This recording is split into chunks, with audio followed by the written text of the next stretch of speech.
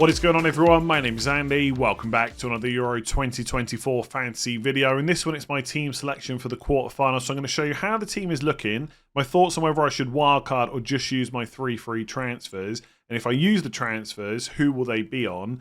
And obviously, I'll show you how I did in the round of 16 as well. So if you enjoyed the video, make sure to give it a like, hit that subscribe button, and let's get into it. All right, let's start with how I got on in the round of 16. And so far in this tournament, I don't know if anyone else is feeling like this, I'm really struggling to hit a big captain score. I think the only one I've had that was decent was about 14 points from Gundogan in match day 2 when he got the goal and assist. I think he was player of the match as well on the first day. So I didn't even have to twist in match day 2 at all. Every other match day I've twisted pretty much all the way until the end. It's just never been that great. I did get Van Dijk 7 points against Romania and he did hit the post. So it could have been a much more kind of bigger score. And look, getting 7 points double to 14 on the final day is not the end of the world, but it could have been so much better. So in total, I got 74 points. I'm on 266 in total, and that puts me just inside the top 80k. So it's nothing special whatsoever. It could be that a couple of good weeks and a couple of good captaincies moves me up the ranks quite highly, but it doesn't look like I'm going to finish top 5k or anything like that. In terms of what went well, I mean, I did get pretty good scores from my defenders in general. I had Jordan Pickford only 2 points against Slovakia, but I subbed in Costa, who got player of the match pretty much because of the penalty shootout. I don't think before that he would have got it. Probably would have been Oblak instead. But obviously he saved 3 penalties in the shootout, which you don't get points for. But I'm pretty sure that swayed the decision on player of the match. And because it was 0-0 during normal time, he obviously, he got the clean sheet there, so finished on 9 points. Cancelo got 6. Would have been better off with Pepe, who I did consider going for and just leaving money in the bank. But I went for Cancelo. Cucurella 4 points. Obviously, they conceded to Georgia, but he got a few ball recoveries there. Gay, who has been the best England defender to own in fantasy, not only good for ball recoveries, but also got the assist for the Bellingham overhead kick. So he finished on 7. And as I mentioned, Van Dijk also finished on 7. So I played in the end with the back 4. My 5 in midfield, Bellingham 9 points. I was so close that day to going for him captain over Kane. But because my initial instinct was to go for Harry Kane, I just left it on him. And look, it's only a couple of points difference. It's not the end of the world. But it would have still been nice to get that bigger score. Sabitzer, I don't know. I wouldn't say that Austria are poor against Turkey. Far from it, to be honest. They created a lot of chances. But I think Baumgartner was the better pick, even though both of those two players blank. But Sabitzer 2 points was a little bit disappointing. But I had Mbappe 2 points and Morata 1 on my bench anyway. So I was always going to play him on the final day. Bruno Fernandes, I think, has been really disappointing as a fantasy option during the tournament so far. I don't think he's played particularly well. A lot of the focus was on Ronaldo in their last game against Slovenia. I didn't think he was great either. But Fernandes and Bernardo Silva are not playing at the level that you would expect from kind of club level. So I still think Fernandes can do a job if they can get past France, and maybe he even gets a return in that game. But given what he's capable of, it has been pretty poor. So just 4 points from him, 10 points from Nico Williams, who was fantastic, as were most of the Spain team against Georgia. Gundogan now doesn't look like such a good pick. I was almost completely convinced that he was on penalties before the tournament started, and there was never a huge amount of opposite opinions on that. I think either people just accepted it or they thought the same, and he didn't take that first one. I thought at the time it was maybe because he had that big knock, the impact kind of challenge on him before the penalty was taken by Havertz, but obviously Havertz has since taken the next one, so I think we can just assume Gundogan's completely off penalties. So at 7 million, I still think he's fairly good value versus like a Musiala, but if you've got the money, you're always going to go for the more attacking player from open play. And Gundogan has shown in match day 2 he can do more. But yeah, not great. Just 3 points. And he got a sub fairly. I think he got sub. Let me just check here. 60-something minutes, I think. Yeah, 64 minutes against Denmark. So not ideal. And then Harry Kane got 1 goal in extra time. So he finished on 6. So 74 points is not that bad. Most of my players got some kind of return. 7 points for captaincy. It's a bit rubbish, isn't it? 80k is not terrible, but it's not great. That's how this tournament feels so far. But I'm always going to twist because I want to try and go for that bigger score. But I guess it shows sometimes you just got to stick if you've got something decent. Let's take a look at what the quarterfinals are shaping up to look like. So let's take a look at the defensive players. Now, I do still have my wild card in hand. I haven't used it yet. The original plan was to play it in the quarterfinals, but given how the round of 16 matches have gone, I think I've got to change that plan because there weren't many upsets. I've got one player suspended, one player that's gone out of the tournament. The other 13 are perfectly fine. They're going to play in the quarterfinals. So because there's so many difficult matchups to call, like Germany versus Spain, France versus Portugal, I think I'm better off saving the wildcard to the semi-final, seeing who gets through, and then building my squad around those 4 teams instead. So right now, my plan is to use my 3 free transfers and just leave it at that. But as I go through the team, I'll talk about where the wildcard could benefit me, because the wildcard team for the quarters would look better than what my current team is. It's just whether that outweighs saving it until the semi-finals, and I'm not sure it does. Now, in goal, I've got Costa, who plays France. Do I expect Portugal to get a clean sheet? Not really.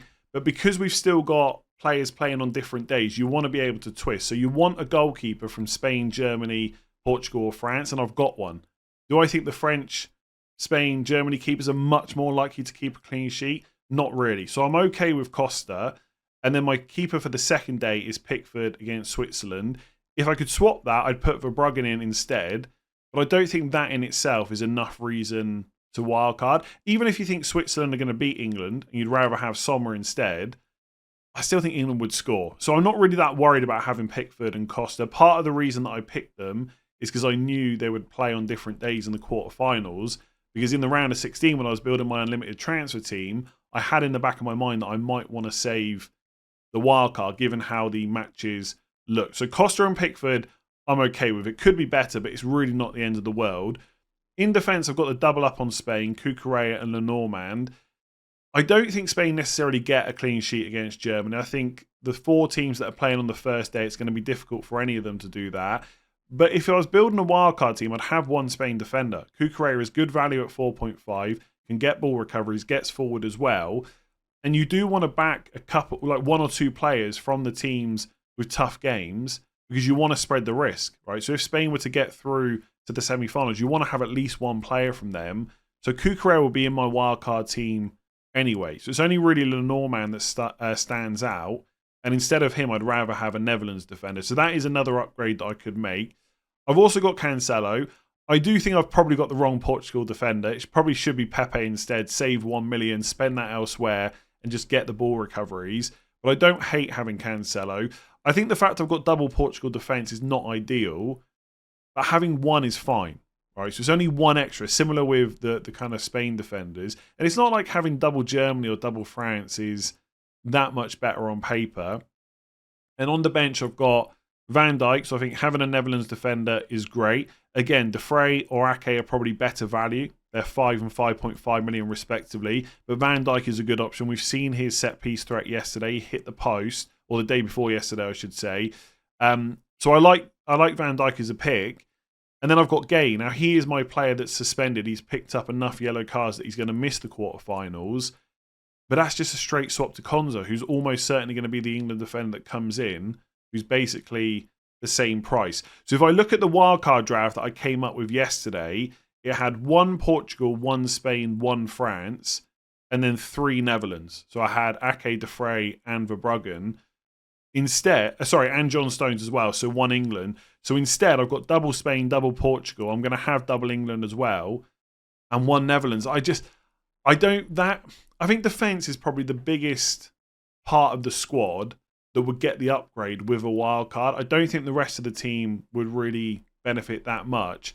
I'm just not convinced it's worth it. Like having a couple of extra Netherlands defenders instead of having 1 Spain, 1 Portugal. I think the team is fine. So my likely transfer is going to be Gay to a different England defender. I'm almost convinced, like I'm 99% sure it'll be Konza that comes in. Gay will come straight back in after that if England get past Switzerland. But at that point, I'm wildcarding anyway.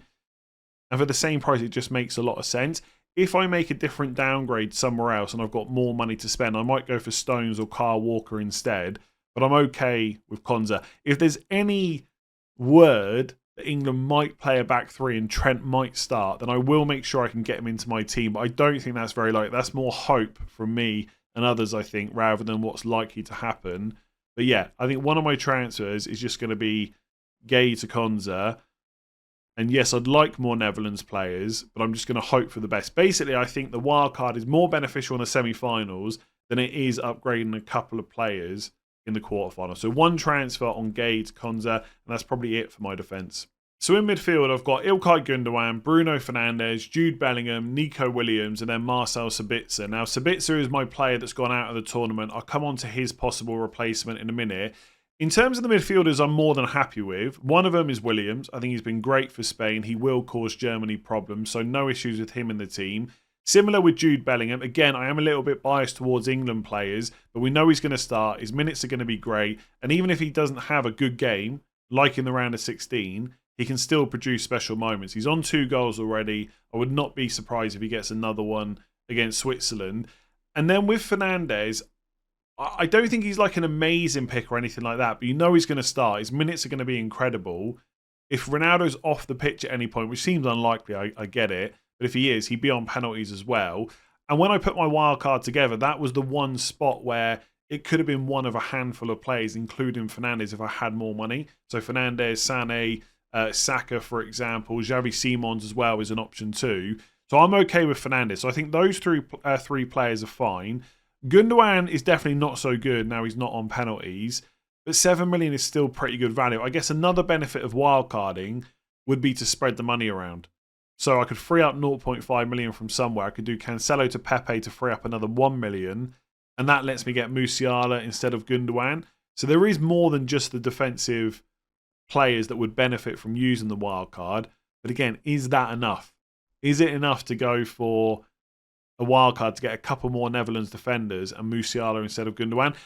Look, Gundogan not being on penalties is not great. It makes him a worse option because the others like Vert, Sané, and Musiala are better from open play. But Gundogan's already proved he can get returns. Right? I think he got an assist on the first day.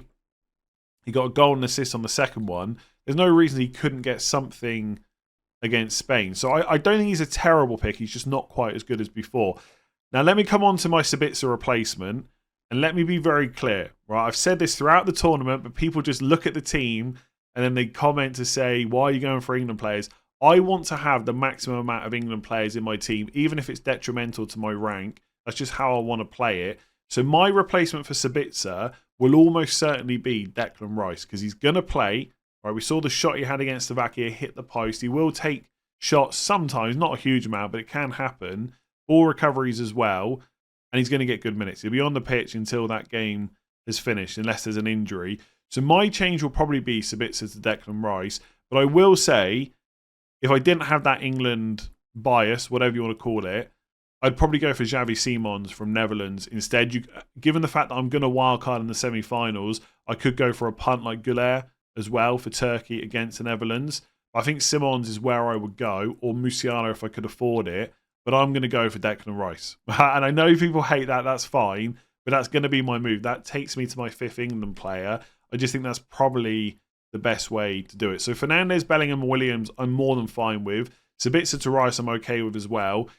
Gundogan is not as good as Musiala, clearly, but I still don't think it's enough for me to want to wildcard. Probably not anyway. Let's take a look at the forwards. And then up front, I've got Kane, Morata, and Mbappe. Now, I'm pretty happy with 2 of them, and that is Kane and Mbappe. I'm keeping faith with England. I know the way the teams have played so far, Switzerland are looking better going into the quarterfinals, but things can change, right? I'm hoping something changes in terms of the England setup, tactics, formation, personnel, etc. It probably won't, but that's what I'm hoping. Either way, I think most of us just feel like it cannot get any worse, surely. Some of the performances so far have been shocking. There's got to be some kind of improvement against Switzerland. And ultimately, Kane is going to play, right? He's on penalties. His minutes are good. All that stuff I've said before. He's got an eye for goal. He scored a lot of goals for England and for club, etc. We know that. So I'm more than happy. And if I was wildcarding, he would be in my team. And so would Mbappe, because I would want some kind of French cover. And I think if someone's going to score against Portugal, it's probably going to be him. His minutes will be good. He'll also be on penalties as well. The player that I don't really like is Morata. He went in the team instead of Ronaldo, essentially, for the round of 16. In the end, neither of them got any points because he was playing against Georgia. And then I wanted to kind of see how I looked ahead of the quarters. And now I'm looking at him not particularly playing well in the last game. And now having Germany, I don't really want him.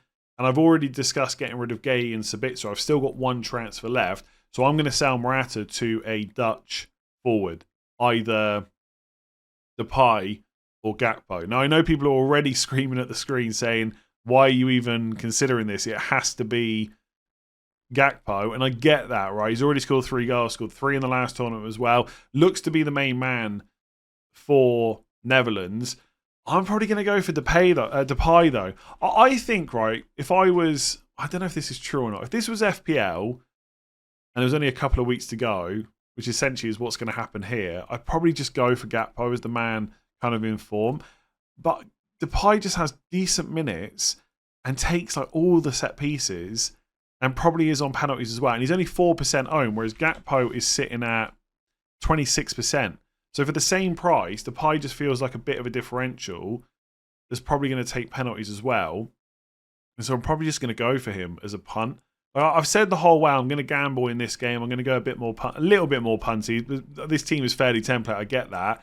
But I think this is one of the picks where I can do it. Because if everyone's bringing in a Dutch forward this week, it's going to be Gakpo. So I'm probably going to go for Depay. That gives me... And I'm going to go for Rice just for my third England player. I don't know why he's flagged, by the way. I don't think there's any injury there whatsoever, but maybe I'm wrong. And that gives me 1.1 million in the bank. So I will probably just go for Walker or Stones instead of Konza. If Trent's playing, I'll definitely go for him instead. So that's going to be my moves. It's going to be Morata, Sabitzer and Gay to Depay, Rice and Walker. If I wasn't so biased with England, or if I didn't want that maximum amount of England players, I'd probably go for Xavi Simons instead of Rice. But I'd probably still go for an England defender, to be honest with you. Maybe a Kanji instead if I really thought Switzerland were going to win. Compared to my wild card, it's quite similar, right? The front line is basically the same. I put Gakpo on the wild card. I'm going to go for Depay as the transfer. I've got Xavi Simons instead of Rice, but I could have him if I wanted to. Sané in the Fernandes spot, I'm fine with that, having Fernandes. So really, it is just the goalkeepers and defenders having more Netherlands players, plus Musiala. So is extra Netherlands defenders and Musiala worth wildcarding? I don't think it is. So that's probably going to be my 3 transfers. And then I'll be done and I'll be wildcarding in the semi-finals. If you've enjoyed that video, make sure to give it a like and hit that subscribe button. Rate 5 stars if you're listening on podcast. I may do a final thoughts video tomorrow. See how many questions I get. Otherwise, I'll be back for the semi-finals. So I just wanted to quickly add something on to the end of the video here because I forgot to talk about captains. And now we're into the quarterfinals. You only get 1 captain switch. Gone are the days of 4 to 5 captains per match day like in the group stages. One thing that also means is you probably want to you probably want to stick on less points than before. So I said in the group stages, if I got like 9 or 10 points, I'd probably twist to try and get something higher, especially with 3 or 4 more captains to come.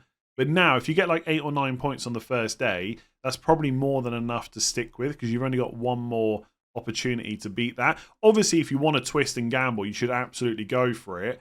But I think it's more than reasonable to stick on a lower score now when you've got less captains to switch to. In terms of the options for me, on day 1, I've got Gundogan from Germany. I think without penalties, I'm probably not going to go for him. And then it's either Spain or Portugal defenders or goalkeepers, so Costa, Cancelo, Cucurella, etc. Or it's Mbappe. So I'm probably just going to go for Mbappe. There is part of me that thinks whatever happens, I'm going to twist. Because I think having Depay against Turkey or Kane or Bellingham against Switzerland, I'm probably going to want to do that unless my captain gets 10 or more on the first day. It's just how I'm going to play it. And so Mbappe feels a little bit boring in that regard. So I could go a bit different, like a Bruno Fernandes maybe, or Cancelo, but it'll probably be Mbappe. And on the second day, I'm not even going to pretend it's going to be Gakpo. It'll be an England player. I've gone for Kane before. Maybe this is the time I switch to Bellingham. But that's probably what I'll do. So if I go for Mbappe and he gets, let's say if Mbappe gets 9 or more, I'll stick.